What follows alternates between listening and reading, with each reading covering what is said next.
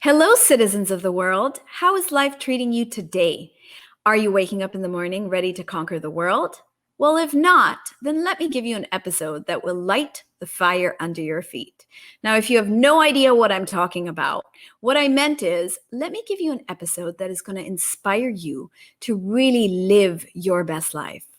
Take your cue from our guest today.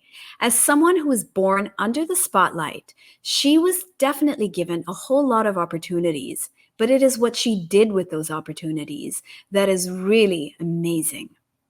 Everything that she did, she has done with her own personal flair and confidence. She has made her mark in every role and every project that she has stepped into, unafraid to be herself with her dazzling personality and fierce determination. She continues to reinvent herself, and we can't get enough of the many shades of this gorgeous diva, Casey Concepcion. She is bold and she is daring. She took a breather from the entertainment industry at her peak, only to see the bigger picture, to find herself, and to reevaluate what mattered to her for a change. Now, that's a self-love story right there. She is an advocate of body positivity, saying no to body shaming, and she believes in staying true to herself. She is living proof that you don't have to abide by the expectations set by society, and the future is ours to create. So join me as we welcome Casey Concepcion.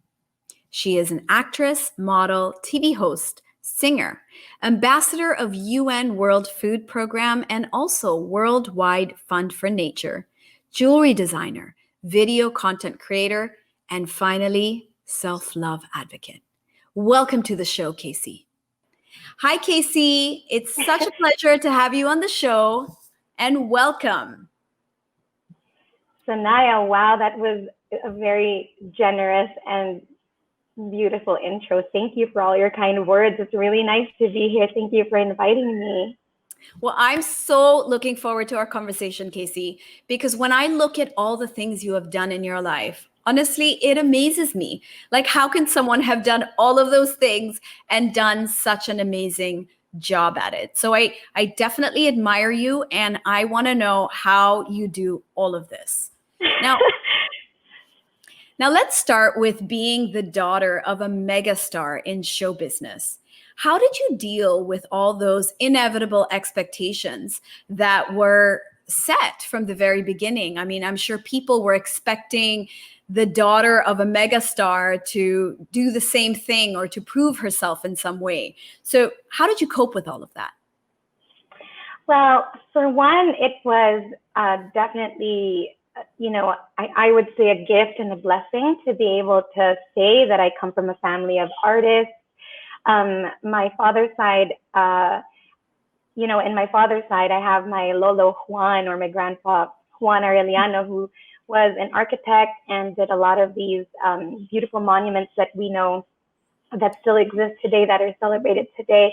He was a painter and an architect. And then on my mother's side, of course, I have my mom and then also my grandparents, who there are two grandmas in our family that were also into film and music, and we're in the entertainment industry. So I would say that this is sort of a family business of sorts, to be in the arts, to be into arts and culture, and also entertainment. And so just coming from a family that really respects and values arts and culture, for me, is such a big honor. I mean, we don't choose, which family we're born into. We don't know, who our parents are going to be. Your parents don't know who their daughter is going to be. And so, I see that as a big blessing. I'm very grateful for it. But definitely, having parents who have succeeded and have achieved so much in the industry that you're also very passionate about, it's kind of like what came first, the chicken or the egg, because the reason I even became interested is probably because I was exposed to this world from the time I was born. When people ask me, how long have you been in the industry? I just never know how to answer that, because I feel like, exactly that. I feel like since day one, I've been thrust into this whole world of movies and film and TV and entertainment and music and all of that. So first and foremost, I think I've learned to be grateful for that. I never handled it so well before, I found it very hard to balance my gratitude over my want to be given space to make mistakes, or space to learn, and space to, just have my own thing, and freely express myself without all these like rules and regulations and all of these crazy, the business side of things, and so in that sense, I think I had to grow up a lot, and there was a lot to learn. I had my parents to show me the ropes, but my father is an actor too, and was actually doing movies before my mom got into it. So, it's nice to have their guidance. It's a lot easier now that I've had many, many years of working on my own and carving my own path, and I'm pretty free spirited that way. But it definitely was a journey for me to try and balance what people's expectations were of who I was and what I was about, and then introducing myself to people that I didn't want to be boxed in, that I wanted to explore as an artist, many different genres, many different styles of many different platforms of acting, music, and entertainment. So it's hard to take to be doing this and not, and then kind of separating the personal from the passion, the work. So it was a journey for me and my family too. No one expected me to be doing this. They were grooming somebody else in the family to be the next artist in the family, the next working actor, and the next, and I think I was always just in the side, like in the corner, observing everybody and like wishing I was there, but not really saying it. And then, the opportunity came, and we just took it, and I started auditioning, and I would get the roles, and it just happened that way. So everybody had to just cope and adjust to all the quick changes that happened in my teenage years. Right. So I was always watching from the sidelines. My grandma was always really supportive of her apos, like all her grandchildren would be encouraged to like perform and, get a brush and like pretend it was a mic and things like that. And she would always talk about like how bored she would be when she wouldn't see any of us on TV. And I guess, she raised my mom in a way that my mom is, who she is. And my grandma just got used to all these years, like all her life, just watching her daughter on TV. And so, like she expects the whole clan to be the same, but there's only one megastar, and that's my mom. And so it was always really kind of interesting for me to be in the sidelines, always observing and actually finding a natural sort of want and love for like music and performing in theater and films and acting and all these things. And I would audition at school when I was studying in Boston for 7th grade. I remember auditioning for musical, and I got the role. And then I secretly, without telling my mom, I auditioned for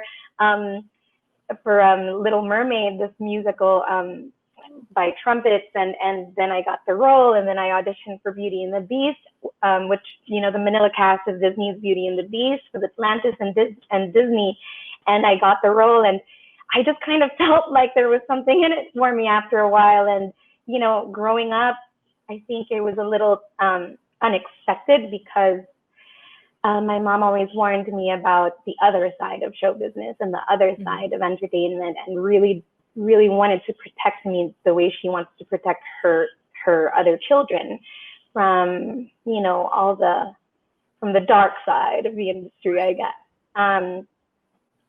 But I think my love for the craft, and it's also the way that she loved her craft, that just kind of was something that she imparted. And so I just unexpectedly, got this opportunity to Tito Ben Chan got me as a model for his clothing brand. And this was the same time I was auditioning for MTV as a VJ. MTV Asia, and then I auditioned for Disney's Beauty and the Beast, and I got both jobs. And so it was kind of just the universe bringing me towards that direction and confirming and affirming every step, every step. And I am a big believer of momentum. I think I've known it since I was young without really understanding it, that it just kind of, I just had that momentum. And I have my parents to thank, for opening up the doors and introducing me to this world and introducing me to the world. But it's definitely a whole nother thing to carve your own path and do the actual work without the family name and without the extra wind that your people like your parents or your mentors that put you there could give. And so, that is really the personal challenge when you enter something big like that, like a life decision, a career that you want to take on and you want to stick to for a long time. It's really more about staying and being able to weather the storms and being able to keep up with the deadlines and keep up with the crazy work schedules and, deal with many different people and be patient as you could be and as grounded as you could be, stepping into such an exciting world. And that has been a journey for me, for sure. I mean, I definitely get, Casey, that there's been some really amazing influence in your life, and you definitely have the creative energies of like two families, running into your veins. So of course it's not surprising, but I definitely see that your personality is really yours. There's definitely a very clear identity of who Casey is, at least the person that I see. But has it always felt that way? Like, have you always been able to find yourself among the expectations, among, the family or the people that you might have seen growing up who, are part of the fraternity already, So what has been your struggle in that regard, if at all? It's so funny, Sanaya, that you'd ask this question, because I was just talking to a friend about this today. I think it's definitely, so this job it's not a job where you produce a piece of work and then you're the artist behind it, like a painting or like a photographer or something, or a writer, an author of a book, there's no book, like you are the book, and so there's a really fine line between your personal life and your work life. Right. And who you are in real life, there's a really fine line between that and who you are that people see and people think they know. So, I mean, there's different kinds of artists. There are definitely artists that might have come from, a really anonymous situation that created this image of who they are and actually became that because they manifested it and they created it for themselves. And then there's artists like me who I guess were born into a situation and you already come in as you are. I mean, I had a moment in my life in my teenage years or my 20s when I didn't realize, I think I was coming home from college when I was studying abroad, and Sanaya didn't realize that people had been watching me all my life. And when I got home, I was getting to know my audience and getting to know, because I was maintaining a blog and I was writing in the lifestyle section of like a national newspaper, and so I had a following there. They would like read about my life weekly and the things I'd share in my like column and my blog. So I knew my followers as that. I had no idea the rest of them that watched me growing up. It just never occurred to me that they had already had an idea and this like preconceived notion of who I was, that I felt like I was just introducing myself and they already knew who I was. And I'm like, but that's not really who I am. And it definitely caused a stir in my own head, because I definitely went through some, not identity crisis, but just like a little bit of confusion at some point, because of the way it happened so fast, where like I was, for 5 years maintaining a blog and people were there and they were following, and then all of a sudden coming home and then entering this world that was extra public. I definitely had to go through a huge adjustment period, and you really have to love your job and what you do to be able to stay and stick to it, I agree with you completely, because having so many people looking at you, judging you, having an opinion about you, saying things about you, I mean, that is a tall order for any person. And for someone who, is in her 20s, um, you're just about to find yourself and you have to deal with all these other things. I mean, that's a lot for a person. Right. And I think like with people's opinions, I mean, most artists, most people that get into a public space because of their jobs, right? They at some point in their lives made that decision that this is the life that they want to take on, and this is the job that they want to take on. And then they kind of already have an idea how public that life would be. They know what I they're getting into. They know what they signed up for. Exactly. And I think with me, I just happen to also love the job or love just the world of, the performing arts, and arts and culture in general. And I just had an inclination to it. And I never really had that choice to be in it or not. And I felt like I don't want to be half baked into it just by having been born into this world. I'm already there, I might as well take it on and make of it what I will. And I think that's my motivation, is to just kind of pivot. I had to pivot.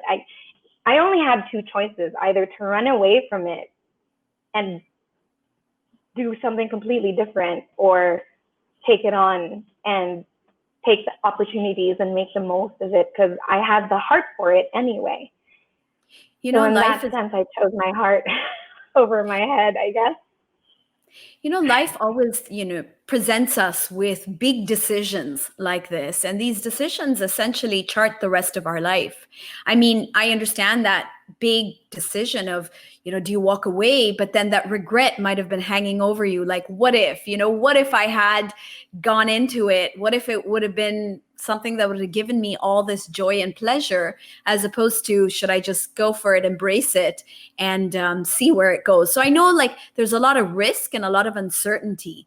And I think that currently, people are going through so much more uncertainty and risk. So with the COVID pandemic, what do you think? What would you identify, Casey, as the trait, or perhaps what helped you to make that leap of faith, to say, I'm going to give it all I've got despite these challenges, and I'm going to go all the way with it? Well, I did try to use both my heart and my head. I felt like, for one, if you want to be completely practical about it, I said, well, this is an amazing job, and it's in my line, in my family line, and they must love it, and there's a reason that they are in it. And I just observed my mom and saw how much love and passion she had for it. Yeah. And there was that impartation that she never realized had such a strong effect on me. It could have been anything else. I mean, she's imparted her love for interiors and and homemaking and design, and I kind of like got that from her too. But I just was so inspired by my mom. And to be honest, like, when you grow up with parents or in a household where they introduce you to like different worlds and different things, you just grow a natural affinity towards it. So Yeah, that wasn't a hard decision. I mean, I saw myself like going to auditions without telling my mom at the time when I was a teen. And I think, when you're a teen, you don't really think things through so much. And the fact that I would like go and line up and I was like 175, like, and there were more people behind, like for you to sit there in line and just kind of wait and then do the whole thing, you must really want to do it, right? Yeah. I would sing like in the garage, and like, so I think it was on the most basic level. I think it was that. But beyond that, it was also just realizing, well, I could have stayed in Paris and done corporate jobs. I was already, I was already in touch with certain brands, like beauty brands and luxury houses. And, I would still love to be connected to that. But it was a choice between flying back to the Philippines and taking on a job I knew I could do, and I knew I had like the mental bandwidth to Yeah. do. I understood that I had to work really hard, but I also understood that it was exciting and unpredictable, and that kind of was what attracted me to that.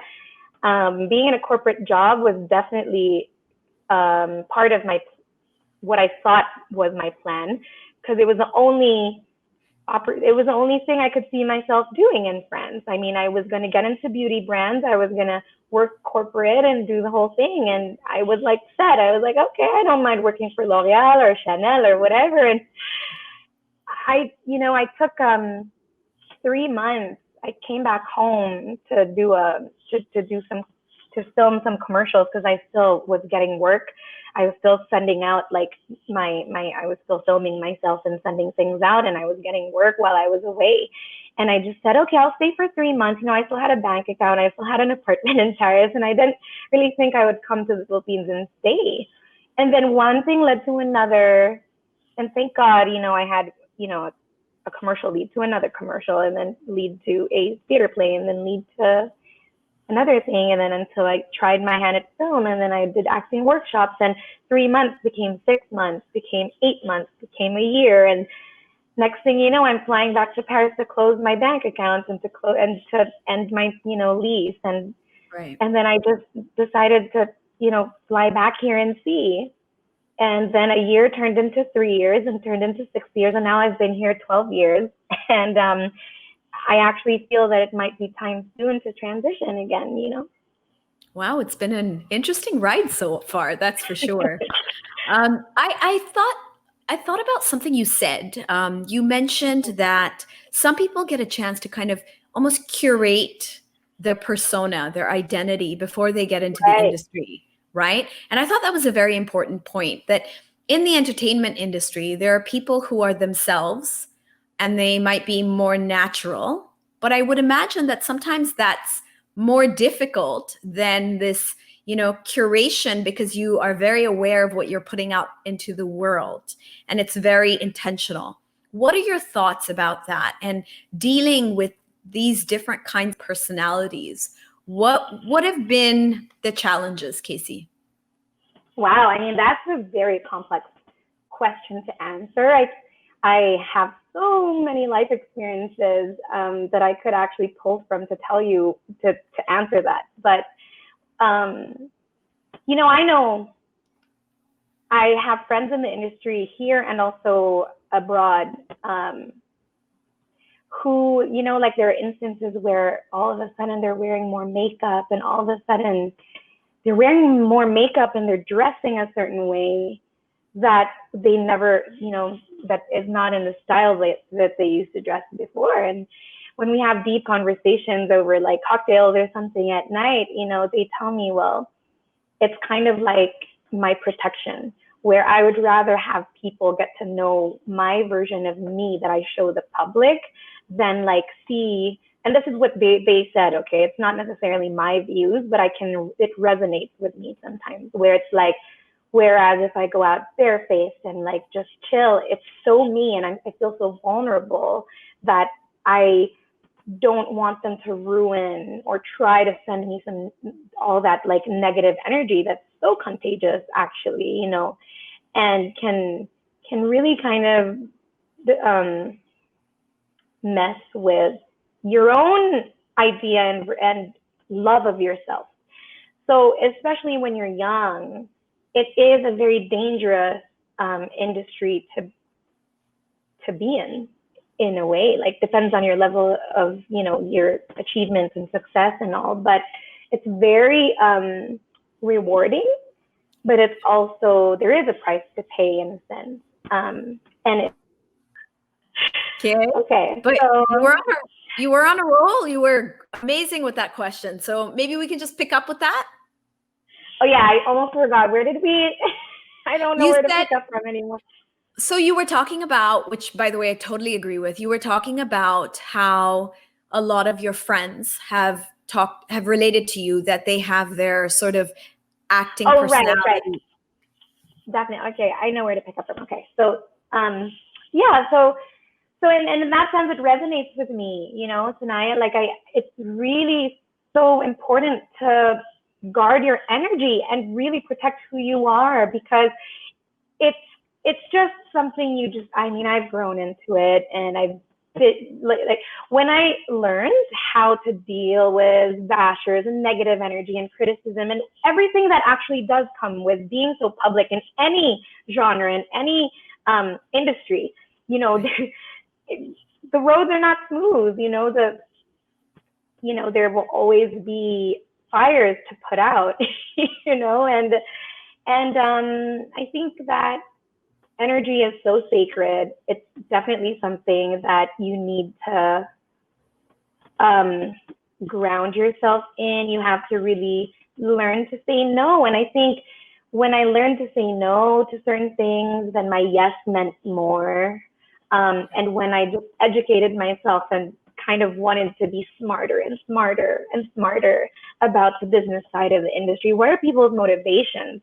What do people want? Like people that manage you, people that produce for you, people that work with you, what do they want? Like what is their mindset? And it wasn't until I put myself in people's shoes, the people around me, and filling in the different roles around, because you know how we have big teams, like we have teams surrounding us. It doesn't take just an artist to have a career here. It takes, in any industry, it takes a team. Sometimes you can't do it alone. You can't achieve things alone, and it takes a team. So it wasn't until I learned to step into their roles and see things from their shoes, putting myself in their shoes, that I realized, oh, I get it. That's the motivation. Oh, when they Okay. don't want to give me a free day and a day off, that's their motivation, because if I take this day off, this is what they don't get.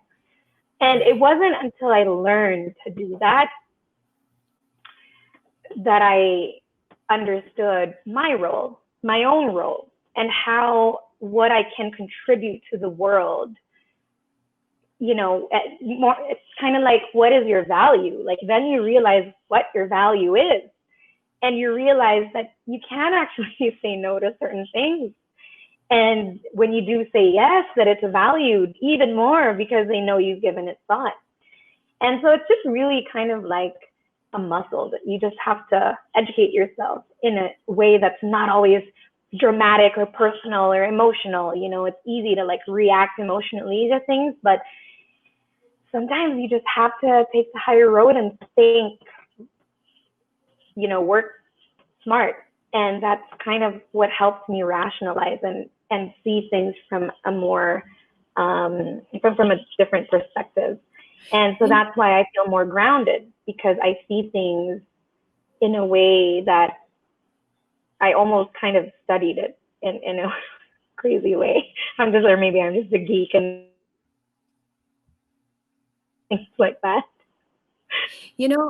Casey, I love what you related, because what you're talking about are all these things that are so important to learn on a self-love journey. So you talked about grounding. You talked about seeing things from other people's perspective, understanding where they're coming from.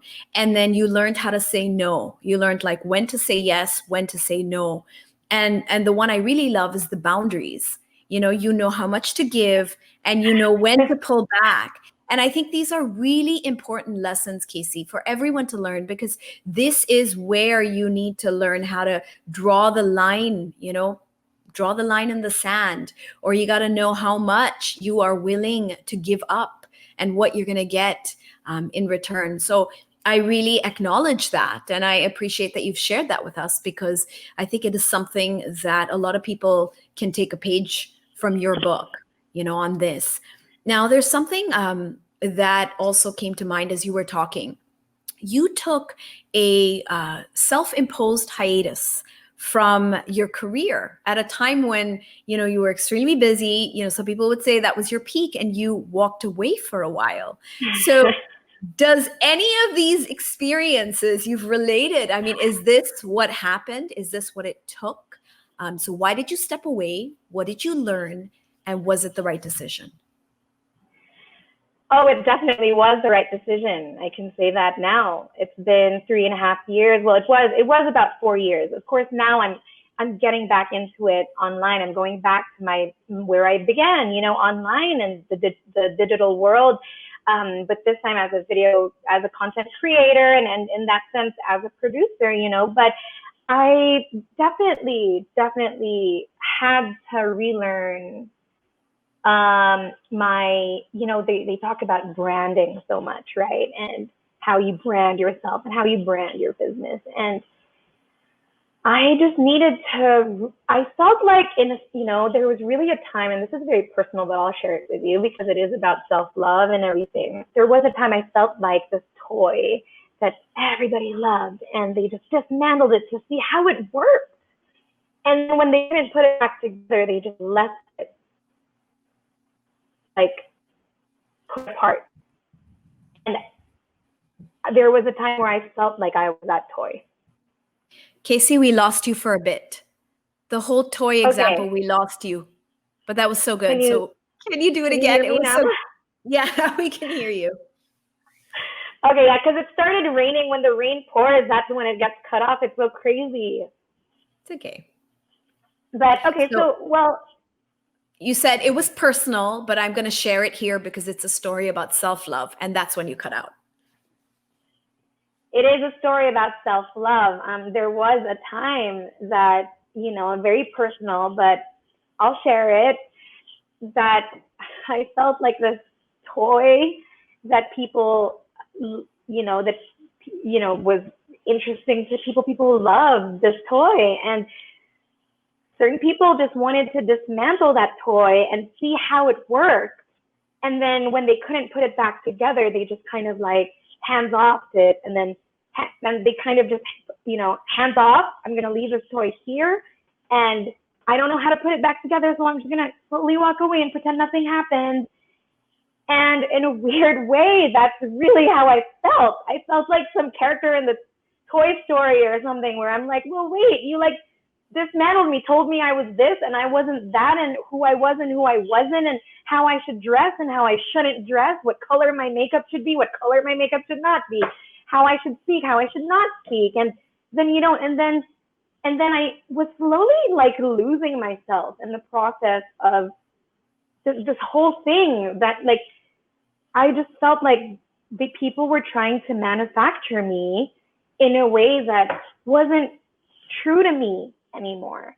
And when I felt that, it was the danger zone on a spiritual and personal level. You feel it in your gut that this wasn't right. I felt it in my gut that I was being, that I wasn't Being respected. being true, maybe that it just wasn't me anymore. And I listened to that. There was a huge like beep, beep, beep, like a big red light blinking, like I felt it so strongly. Spiritually, I felt it. And so you heard your inner voice, Casey. Like you were able to hear that intuition. I like more than, sorry about that. Yeah, but more than inner voice, it was like on a cellular level, everything about me was rejecting it already. Like I was just like, my cells are like, no longer doing this to me. And I just had to, I respect the people that I work with and I love them. They're all just doing their job. This is more like my personal journey, And no, I'm not like pointing fingers at anybody. I don't want to be misunderstood, but I think like on a personal level, it's just my personality is to just like, I felt that I had more to offer the world than the box I was being put. It was a beautiful box. It wasn't a bad box, but it was still a box. And I needed to learn to say no. And I needed to learn to evolve and allow myself to evolve. It was just at that point, we were a machine. Yeah. We were machines. Like we were, and I think there's an advantage to that. Like when you're trying to meet deadlines, I still work like a machine right now with the things that I do, but I don't think that it should compromise who you are and the things you believe in and the things you want to talk about. If you have an opinion, a woman should have a voice. And when you're not allowed to use that voice and you're not allowed to express yourself in the way that's true to you, that where you're not harming anyone and you're still, serving some good things, I don't see why you should be, I mean, I respect discipline, don't get me wrong, but it's just, I needed to take a step back and remember who I was. And So that's you what took I did. so you took the step back, but you came back. Okay. Now, how is it different after, that break? What changed? Or what are you doing in such a way that you will not end up back there again? I was not as smart as I think I might be now. I'm not saying I'm smart, but I do definitely spend time putting myself in other people's shoes. So it's in the little things. It goes from the little things to the big things. The way people talk to you, how comfortable they feel talking to you in ways that are actually disrespectful, but like because they're so minute, there are nuances that I never picked up before, but I knew it didn't feel right. Mm-hmm. And people have a way of feeling too comfortable that they speak to you in a certain way and think you're going to be fine with it or won't notice, or they think they're right. And it's in the little things, those things, just the respect of people around you. And I think that when I took a step back, Sanaya, like I just started creating art. I just started drawing and sketching, and it freed my mind and it freed my heart and it freed my soul to start exploring life, not studio life, not, the four walls of our building life, but life, like the world out there. And I think it was very spiritual for me. I really felt it on a cellular level, that in the Philippines I have so much cellular memory of like who I should be and who people see me as and what my family is about and, all these things. And it's just such a challenge to like allow yourself to evolve and pivot and, be the best person you can be to attract all these wonderful things you dream about for yourself. And that's kind of when it started for me. Like I started drawing every day. Everything suddenly inspired me. And so, sorry, what was that? I think, Casey, what happened with you is you had to step out of your life to find your authentic self. Like in spiritual terms, we talk about authenticity and being that authentic self. And I think, you talk about being true to who you are. And that's what it sounds like to me, is finally you were who you wanted to be, and that's why all that creativity was coming in and you were able to express yourself without, all that noise of like what you should and should not do or how you should and should not be. And you were just kind of free to be yourself. I love that word, free, for sure. I mean, I am free-spirited as a person. And when you start to lose bits and pieces of yourself because of the things you're achieving actually, in a way, if those bits and pieces are the negative things, then by all means, lose them. But if you're already losing your spirit and your energy that was so beautiful before, then something has to change. And you feel that. And you see it in your eyes, your own eyes, when you look in the mirror. And that's what it was. And, when I just took a breather, I mean, we also had so my grandmother passed during this time, and then I was turning 30.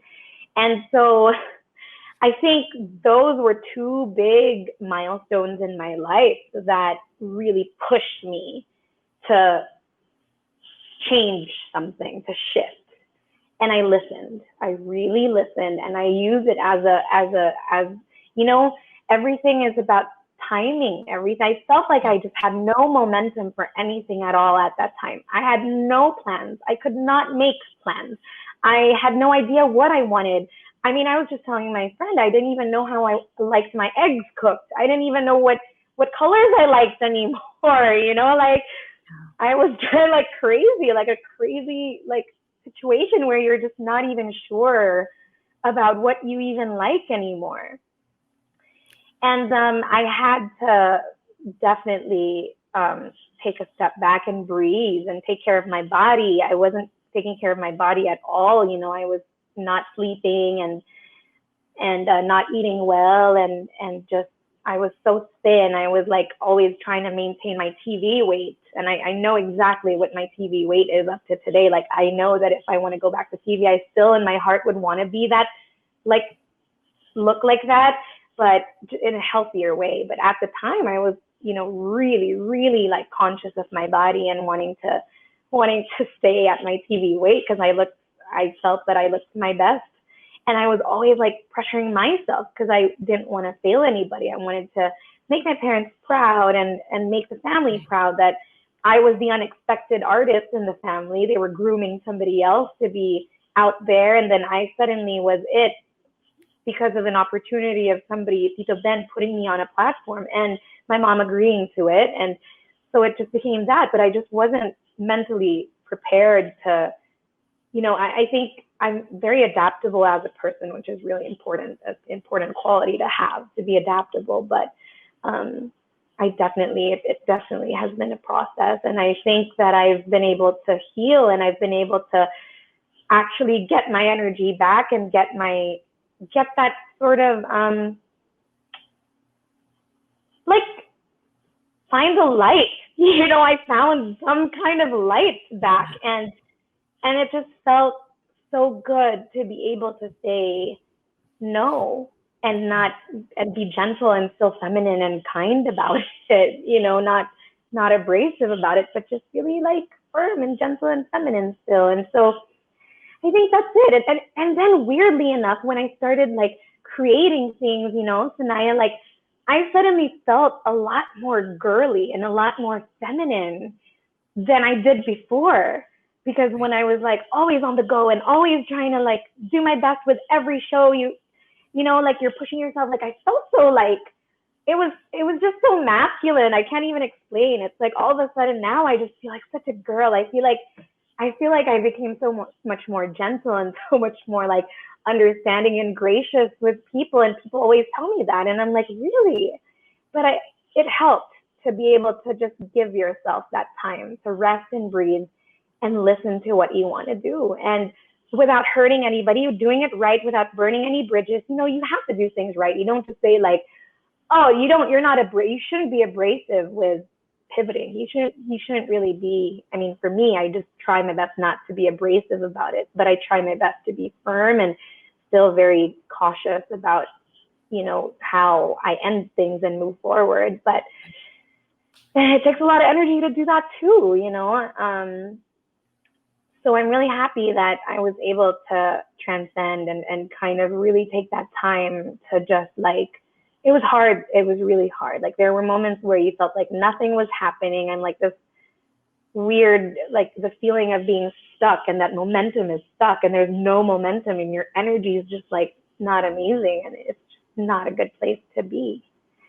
And so you just have to like choose situations that help shift things for you and push you forward. And I can't even. No, you know what, Casey, you brought up some really, really interesting points. There's so much I actually wanted to ask you about from there. But one thing, I liked what you said.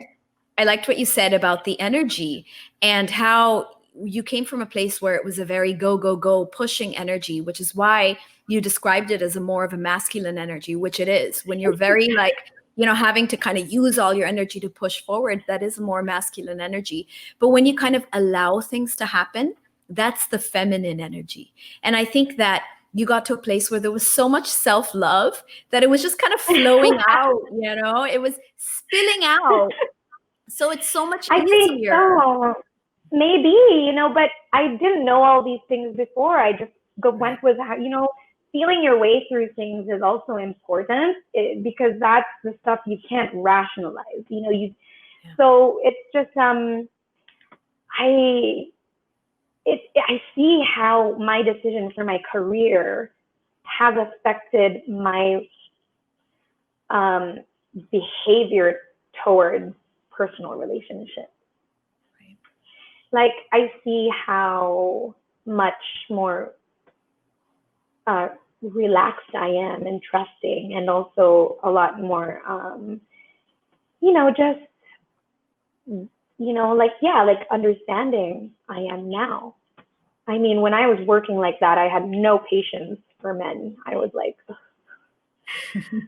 I just, and now it's just kind of like, yes, I want to get to know you. Yes, let's have a conversation. Yes, and so that, we're people. We're not machines. We're not robots. You can't just be so good at one thing and then think that doesn't affect another area of your life. Right. Mm-hmm. I think you're definitely much more open now, and I think you are more like going with the flow. And I feel that with you. Your energy is very open, very relaxed, and it's showing up. I also thought, Casey, you brought up a very good point about how you lost yourself among the go, go, go, all the things you were doing. And I think a lot of people can relate to that, even, as a mother or as a wife or someone with a career. We get kind of sucked into all the things we're doing and we lose sight of who we are. And sometimes it even changes us. We might not even like the person we've become. But Right. I like how you shared that you can step away. And sometimes you need to step away to find yourself, to focus on yourself, and to remember that you are important, that you are a priority, and that that you can work on those things that you may want to change in your life. So I think that is so inspiring, something that I think I feel inspired by, and I'm sure our listeners do too. Now, you have a lot of amazing advocacies that I've been following. Your YouTube video, Getting Unready with Casey, that was amazing. I mean, just the way it was shot. It wasn't a long video. I think it was a little bit over a minute or so, but I was riveted. So what was your message, or what was the statement you were trying to make with that video? Wow, thank you for your kind words. And I didn't think much when I made that video. It was actually a spur of the moment thing. Okay. I felt that I was wearing so much makeup, and people in this industry and on, I don't know. I just wanted people to see that if I put out content, it's just because I want to share, certain things that I know, and I'm not trying to be or doing it.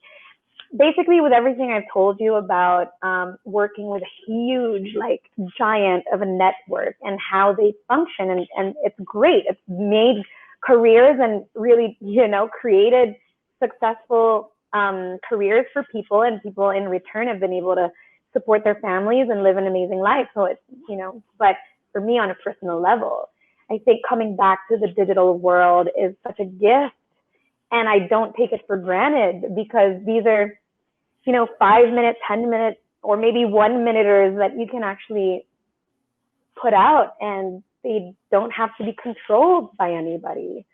And it was just my way of signaling that, hey, this is me.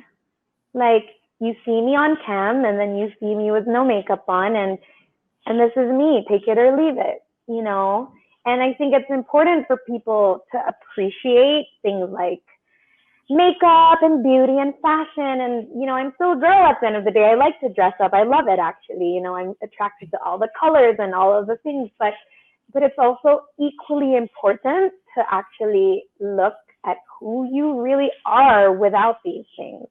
Yeah. And there's a good, it's like, there's a good blend of not going to the extreme of being like, oh, don't hate on, like, fashion, don't hate on beauty. I mean, I love all these things, but there is a good balance of, okay, when the lights are off, you have to be comfortable with who you are. And especially in these pandemic times, I don't think that the priority is to get as many views as possible. I don't think the priority is to get as many likes as possible, unless it's, because you want to work and earn a living in these times, then I understand that. But, there has to be a reminder that people are still people. I mean, I just posted something about pearls. I'm studying pearls right now. My friends at Jewel are actually sponsored a intensive pearls course, and I'm studying gemology right now with GIA. So, and I just realized, I just put in my caption, I come to think of it, pearls are sand. Like sand was quarantined in an oyster and emerged as a pearl, as a golden pearl, and I just have so much hope for how humans are going to emerge from this challenging time. So I agree with I you, think, honestly, Casey. I agree that this whole quarantine has been like a retreat. We're all on this personal retreat. We're all these little, pearls to be when that oyster opens up, and I'm excited to see how we reinvent ourselves as human beings. But I loved the video. I thought it was really beautiful. And I think what really made an impact on me is, on Instagram, you see all these videos of people putting on makeup and how to like make your makeup look good, which is great. I love it. But then your video was taking it all off. And at the end of it, it was just you, bare, honest, as you are, and beautiful. And so I thought that was really, really powerful. And I also think this whole idea of the pearl, that we're all pearls in the making. And if we just give ourselves the time to explore, to kind of cook, whether it's in an oyster, it's in our homes, whatever it may be, like there's something in the making. And I think that's for the hope, sure. like you said. That's definitely the hope. Now, something else that you're a big advocate about is body positivity and saying no to body shaming. So I loved a quote that I think you put it on social media. When life gives you curves, embrace it and flaunt it. Embrace and flaunt them. So tell me more about your philosophy.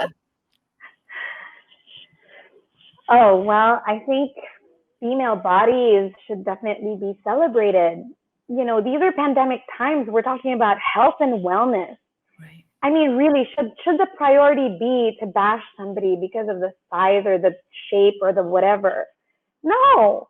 The priority is to support each other, to be our healthiest, and so we can fight whatever virus comes our way. Isn't that what the common sentiment should be? I just feel sad about, during these times especially, people spending energy and actually having the audacity to go and bash somebody online for their bodies because it's not the size that they want, that would be convenient and pleasurable to them. And I think that women have amazing bodies, especially women that take care of themselves. And people never know what is really going on behind closed doors. People should be more respectful, I think, about these comments, and more respectful about people and what they might not be talking about. There is a reason a person gains weight, and there is a reason a person loses weight. And if these weight gain and weight loss situations are to the extreme, then something has to be happening that you're not privy to. So it's really such a sensitive topic that goes way beyond just celebrating women. I think in these pandemic times, we need to be more respectful of, of people, especially when it comes to, certain indications of the conditions of their bodies. And these are things that, people take lightly. They don't think that there's anything wrong with saying anything bad about somebody, not being the way they want them to be. But, it's really hard to do that to a person. You don't know what battles they're facing in, when it comes to their health and things like that. So, I mean, I don't, to be honest, I don't advocate being very, very, very heavy. I also don't, I'm not, just because it's body positivity, if I see that you're like super overweight or super thin, I don't see why I would voluntarily support that, because there is a reason you've become that way. And I want to support wellness. I want to be able to encourage people to look into their health and see why they're gaining all that weight or losing all that weight. Because I think there's a reason you would look a certain way when, if you're in a healthier disposition, you would probably be at a weight that was healthy for you. Correct. So even if it's body positivity, don't get me wrong, I'm not going to support extreme weight loss or extreme weight gain. No, like I still think people can still be their best by looking into their health and seeing what they need to balance out and pay attention to. And that in itself will bring them back to the weight that is healthy for them. So I advocate a healthy weight. I advocate being fit and healthy and being well. I don't advocate, just saying, oh, body positivity, I don't care if I'm like 200 pounds and I'm not supposed to be. No, I don't advocate that either. But like in my case, I looked into my health, and there's a reason why I was either losing weight so fast or gaining weight so fast. And when I found out, and I'm just trying to eat my best, my health, and that's probably at my healthiest, not my fittest, but healthiest in terms of my food intake for sure. I've been eating more greens, more, fish, and maybe, chicken, but like organic, and those are my choices. But, definitely moving around a lot, I advocate that. I don't think you should feel like you should be to athlete levels all the time, but definitely move your body, and that's just, I think whenever I move my body, I go to the gym or I just walk around, simple as that, and sweat it out. I feel sexier, and I feel, I feel better. I feel like I'm more alert. My mind clears up. So it just makes so much sense, right? Doesn't it? I mean, for sure. I mean, we can't just be like, let's celebrate our bodies, and I don't care. Like Casey said, love your body. No, it's not that. It's love your body. Don't be too harsh, but definitely do your part in figuring out how you could be better and healthier and fitter and sexier, for sure. I agree. And I think that you said something earlier which applies here as well. You talked about respect. You talked about self-respect when it came to boundaries and sort of learning to say no. And I think it's the same thing with our body. So body positivity, while still respecting your health, your body, making sure that you have balance, that you're considering your well-being and not just finding an excuse for something that's just not healthy in any way for yourself. So what are your favorite self-care, well-being, and fitness rituals, Casey, that make you feel, healthy and still working towards being fit? So what do you believe in, or what would you suggest to other people? I would definitely, number one, say eat more greens. Most definitely eat more greens. I eat greens in the morning now. And then just really try to move. I mean, that's something I still need to work on. I definitely have I definitely want to add more energy to my body in ways that are natural, because I want to be able to be alert, alive, enthusiastic. I want to be able to, feel like I can just get some sunshine and get out and walk and just sweat. And I need to sweat more. I need to push myself to like move more. So that's probably the point that I really need to improve on, is the exercise part. When you're caught up with work and you're caught up with all the things you need to get done at a certain time in the day, you're like, oh, I'll just work out later. Oh, I can walk tomorrow. It's, but definitely give time to that. I'm telling myself that too.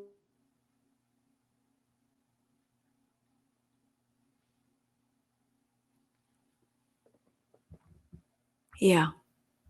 Okay, she'll come back. So Nikai, about 10 minutes, right?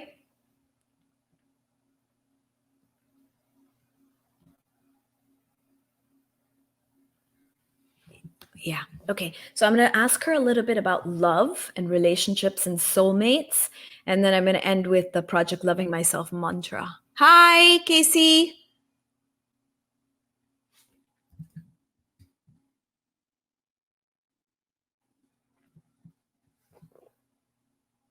Hi, can you hear us? Okay,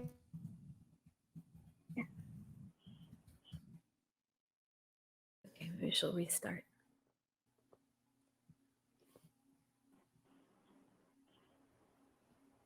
Hi. Hello.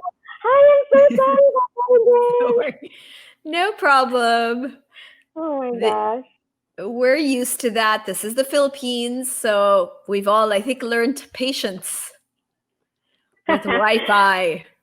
Definitely, definitely. But Okay. picking up from where we left off, it's really, really going back to the basics, you know? I've learned to chew my food better. Like I just little things, you know, or and then just also paying attention to avoiding stress and also learning to say, hi, I need time alone. I just need this time to sleep. I just need this time to be on my own, pray, and set my intentions. What do I want? You know, like I think I have a problem sometimes. I know what I don't want, but I always know what I want. Or maybe I'm afraid sometimes to be so specific with want because what if, you know, it's always what if. And I think now I'm learning to just say, no, this is what I want. And then at some point when you see it happening, it's like, oh my gosh, you know, like then you realize you just know what you want.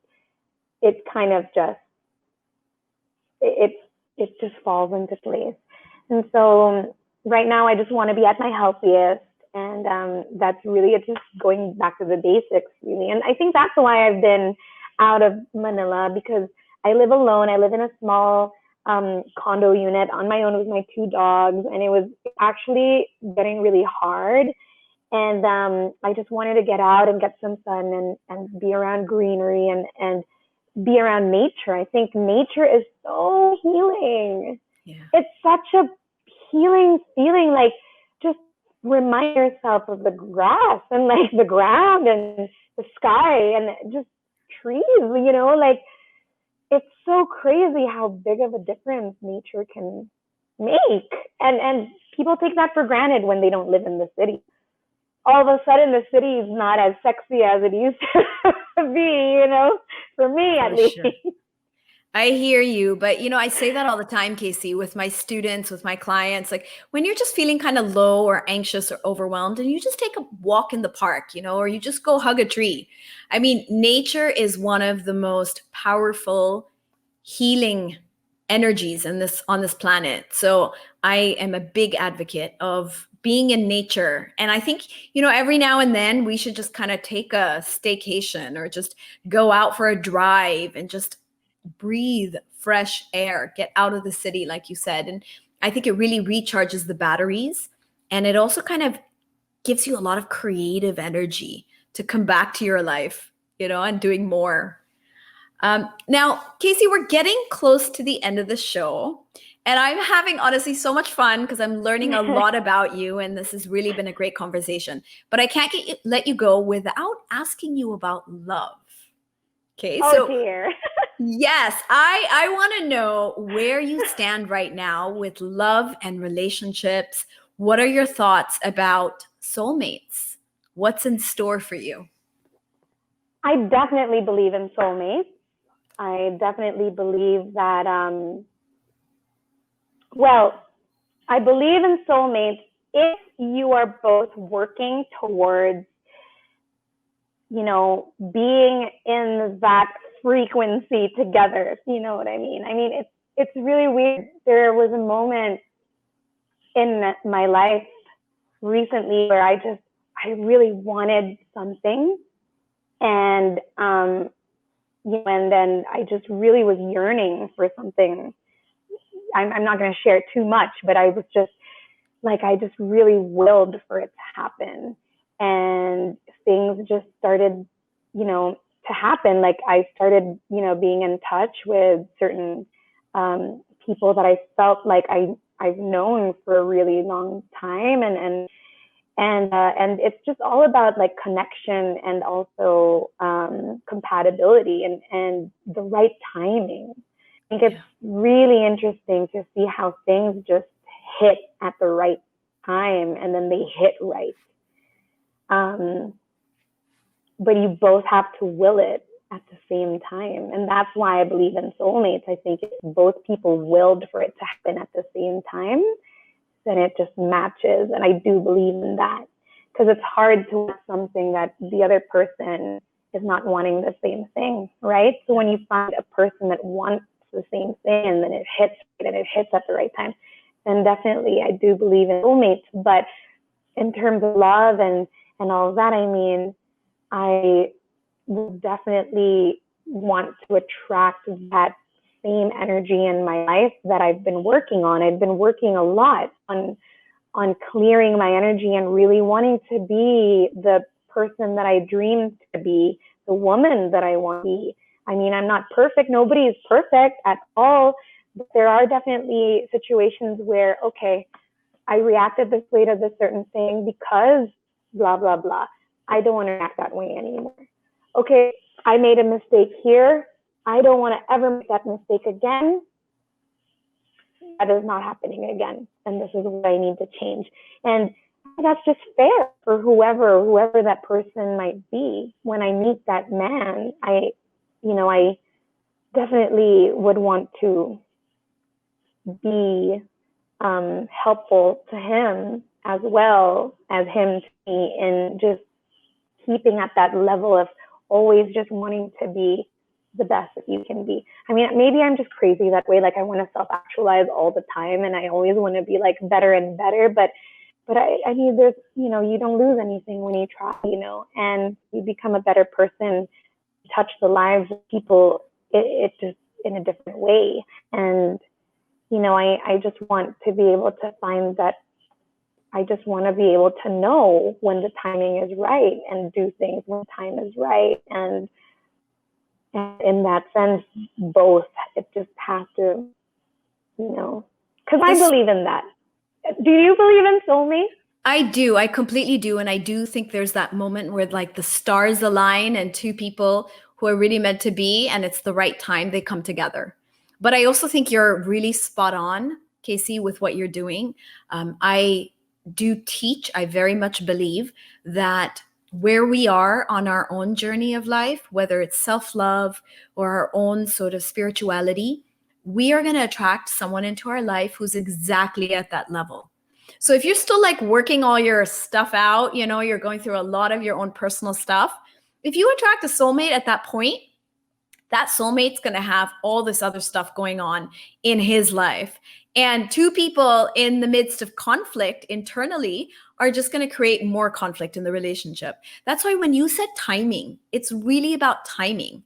And there are people who have come and gone in our lives, and it was the wrong timing, because either we weren't ready or they weren't ready, and we were just still working on being like our best version of ourselves. And when you said like self-actualization, Casey, is like that point where you really fall in love with yourself. That's the point where you don't need anybody else because you're so complete. And at that point, the soulmate literally just like walks into your life and is as self-actualized as you are. And when those two people come together, that is one of those amazing relationships, the ones they write about, those relationships where two people really fit and they're very compatible. So I think compatibility is a really big thing in relationships. Like you can love each other, but you might not be compatible. But when like the timing is right and you are just, you love yourself, you're self-empowered, you know who you are. I think that's the point. You connect with someone who's in exactly the same energy. And that's just beautiful. So that's my wish for you. I mean, I also believe that women should also put in their own efforts to help the guy, because that man might also realize that you coming in his life was what he exactly what he needed, and it's like I know certain people in my life that are still single, and they're just waiting for like something to fall on their lap. And I was like, and I said, it's really that. Don't just sit back and let it fall in your lap. I mean, you have to do the inner work. So I don't know. Of course, you know better than me because this is what you do for a living, is to, But I feel like no, like inner work has to be your work, and you have to put in the inner work. I mean, I think that's really where that's something I learned throughout this quarantine, is to do inner work. And I guess I've been doing it since I took a step back from showbiz before. But that is so important. Like, you definitely, why don't people teach this in school? Why don't they teach that personal work is also as important as like academic homework? Like, these are life skills that children need when they grow up. Like, I don't understand why it's not taught by school. I mean, shouldn't they be like well-rounded individuals that learn how to do this and meditate and things? Like, I mean, I have a lot to learn with meditation, but I think I have my own ways of meditating. I mean, I do pray, and I do take a step back and just tune into what I want. And I have this sketch pad that was meant for designing, and I just write when I have to visualize what I feel I want and what I want, and I just write. And I always have a blank sheet, like a notebook with me, and it's like that guy has to come into your life, that person, whoever that person might be, I feel would want to come into my life being part of like a life that I've made a beautiful life, like that.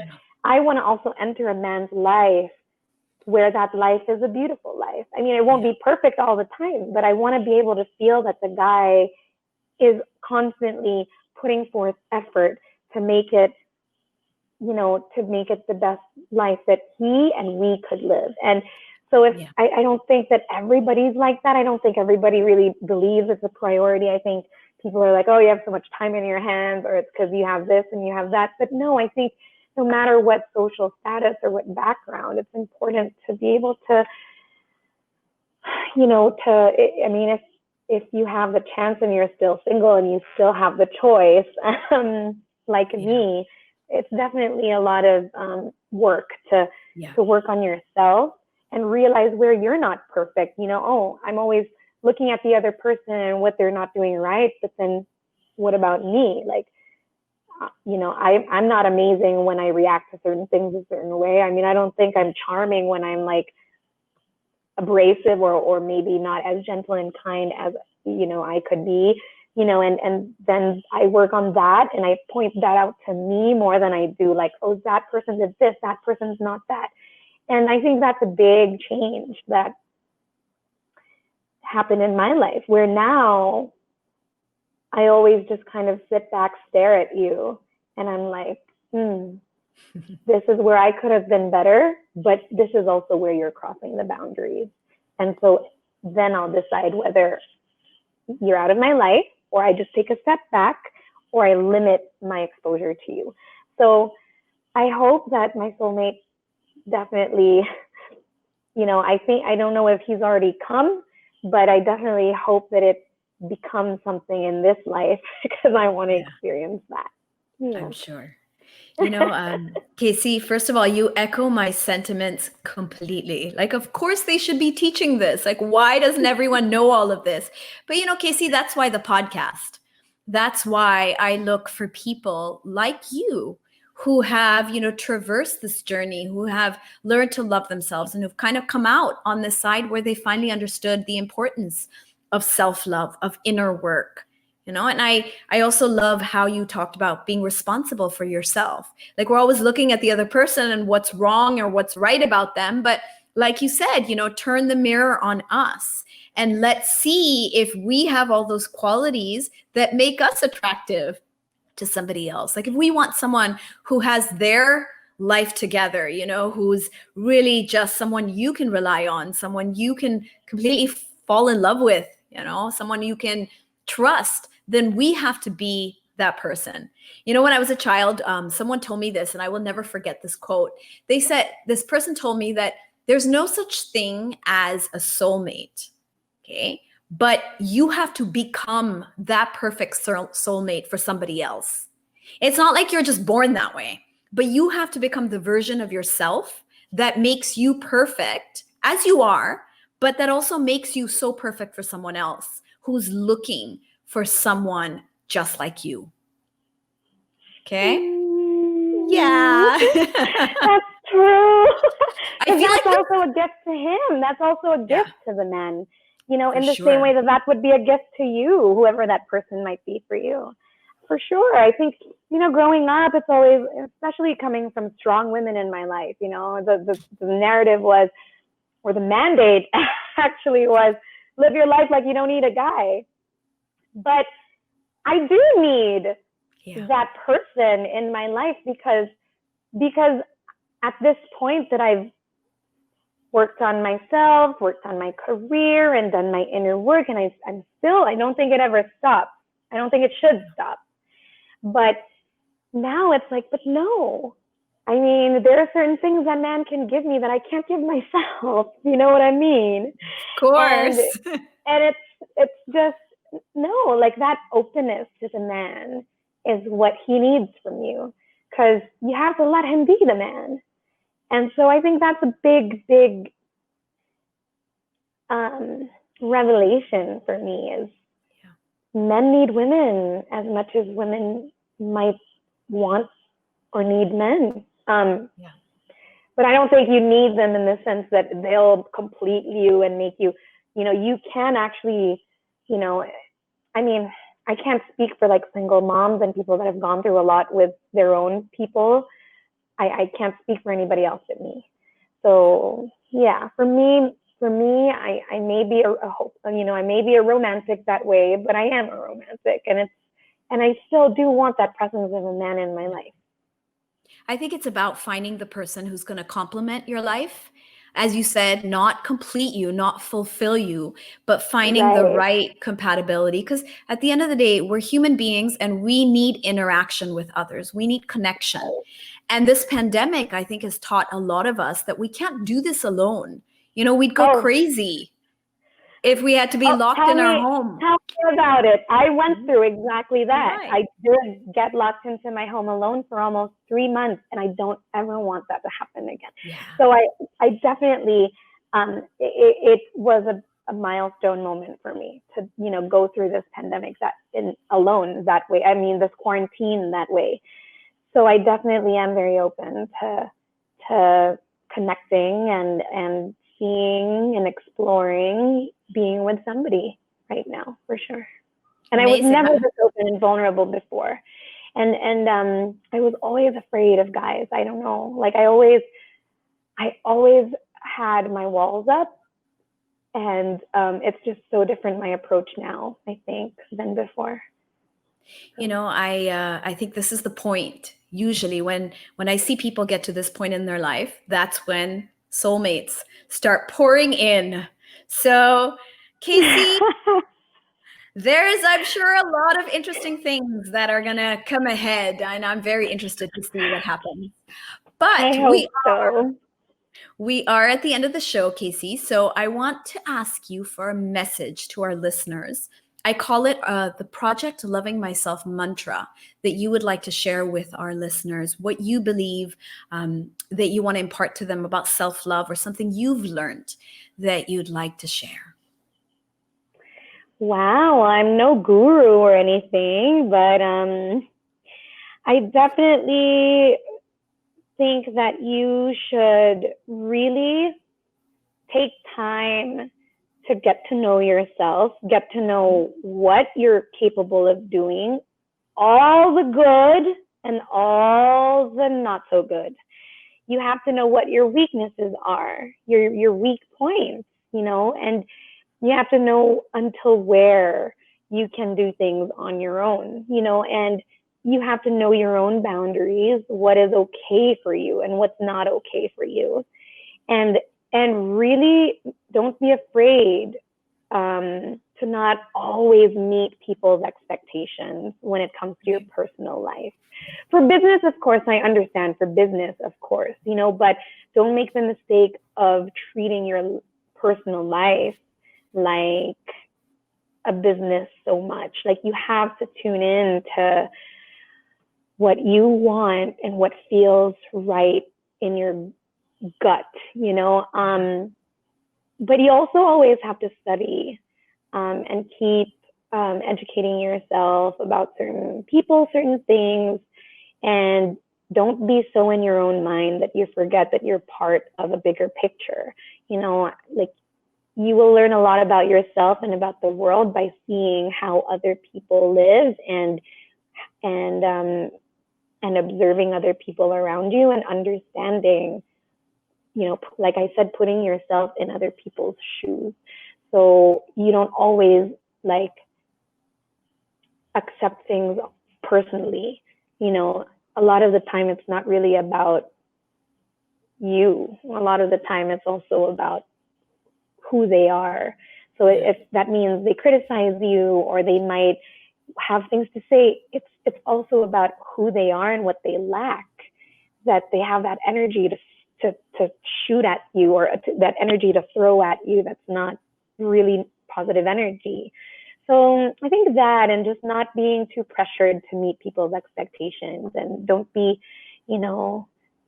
yourself in the process. And if you do always find your way back, I think it's so important, because then you'll just be open to new possibilities. I mean, one thing I'm learning from my friend Doc Marie here in this wellness retreat where I'm at, she just said, open yourself up to miracles happening every day.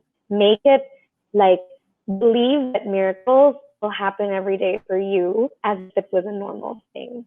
And that's because you yourself are doing the inner work, and you believe in what you want, and you're not hurting anyone in the process. And you have to listen to your body, and you have to listen to yourself. And enough with all the chatter. There's enough of that going on. It's so busy online. It's so busy everywhere. Your parents only want the best for you, and the people that have raised you only want the best for you. But essentially, you really need to tune in to yourself and what feels right for you. Because if you're not comfortable with what's happening, sometimes it's good, but a lot of the time it's also because something's wrong. So you always have to gauge and take time to think about decisions, So I guess that, but also just have fun. I think one thing with me, I want to enjoy myself. In anything I get into or anybody I talk to, I just want to enjoy myself. I want to do it because it makes me feel good, and I want to make other people feel good. And at the end of the day, that's what it's about. Just enjoying this life and all this, and using your five senses to enjoy, or whatever senses you have, to just take in the world and experience experience that and live life. Live life, I think, is the most important. You gotta live, man. You gotta live your life. Casey, thank you for that beautiful message. I felt it. I mean, I really felt it in my heart of hearts. So thank you. Thank you again for giving me your time, for answering all these really deep and I know intimate questions. I'm not sure if anyone's, delved this deep into what's going on with you, but I'm glad I got the chance to do that. Casey, oh my gosh, I appreciate it.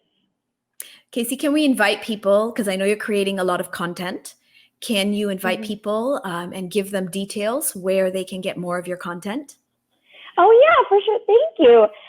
Well, I do have a YouTube channel, you guys. It's called The Casey Diaries, or you could just go on Christina Concepcion, Christina with a K.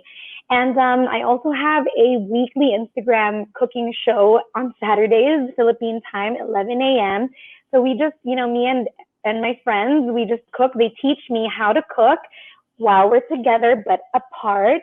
And it's fun. I have different people on the show. I've had, fellow artists and celebrity chefs on the show. I've had, journalists and billionaires and athletes on the show.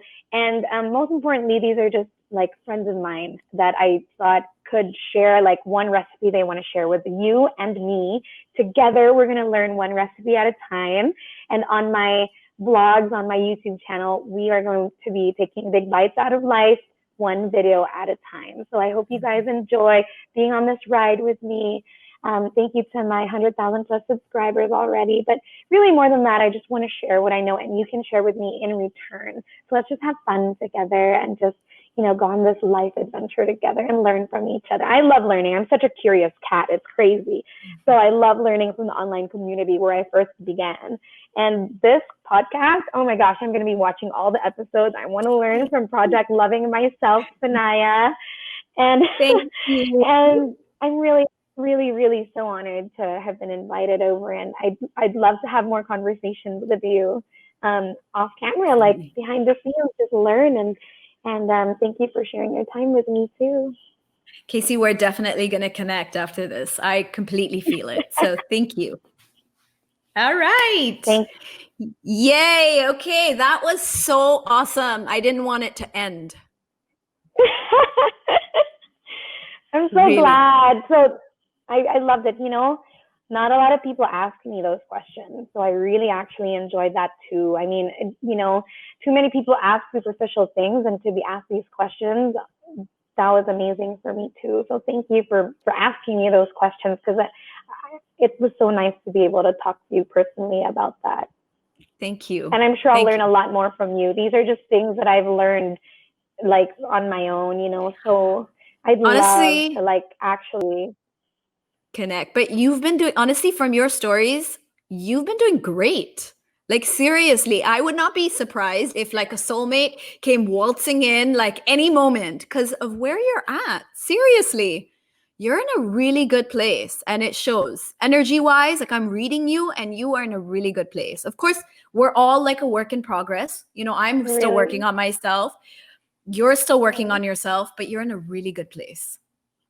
So really good job. Hope so. I mean, I hope it's not just because I'm in the farm. I hope it's not just because I'm in the farm and then going back. Like, my challenge is, how do I keep this energy if I go back to Manila, because I don't know. I don't know yet. Like, I'm not happy there, so, and being in my little like space and stuff. So yeah, I think it's easy to be better when you're like in nature and it's conducive to that.